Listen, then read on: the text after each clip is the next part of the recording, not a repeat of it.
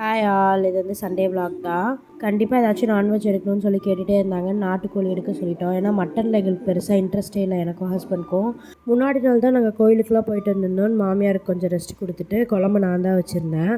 ஆதிரன் வர சீக்கிரமாக எழுந்துட்டான். ஸோ அவசர அவசரமாக வைக்கிற மாதிரி இருந்தது. குழம்பு டேஸ்ட்டுமே சூப்பராக தான் இருந்தது, அவசர அவசரமாக செஞ்சால் கூட.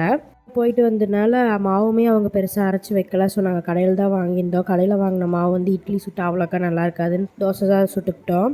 எனக்கு எது வாங்கினாலும் கொஞ்சம் பிராய்லர் சிக்கன் சாப்பிட்றணும். எங்கள் மாமனார் வந்து அதை என்கரேஜ் பண்ண மாட்டார், நாட்டுக்கோழி மட்டும்தான் எடுப்பார். பட் எனக்காக நான் அது வேணும்னு சொல்லி வாங்கிட்டு வர சொல்லியிருந்தேன். ஸோ சிக்கன் ஃப்ரை கொஞ்சம், அப்புறம் நாட்டுக்கோழி குழம்பு கொஞ்சம், காடை வந்து ஹஸ்பண்ட் வாங்கிட்டு வந்திருந்தார். அவருக்கு ரொம்ப பிடிக்கும். கடையில் தான் ஃபஸ்ட்லாம் வாங்கி சாப்பிடுவார். வீட்டு பக்கத்தில் நாங்கள் சிக்கன் எடுக்க போகிற இடத்துல வந்து பிஜியன் அப்புறம் இந்த காடெல்லாம் இருக்கும். நான் ரொம்ப நாள் சொல்லிட்டே இந்த வீட்டில் வாங்கி ஒரு வாட்டி ட்ரை பண்ணலான்னு சொல்லி. ஸோ இந்த வாட்டி வாங்கிட்டு வந்திருந்தாரு. ஆனால் எனக்கு அதை பார்த்தோன்னே எப்படி செய்யறது அப்படின்னு ஒரு இதாக இருந்தது.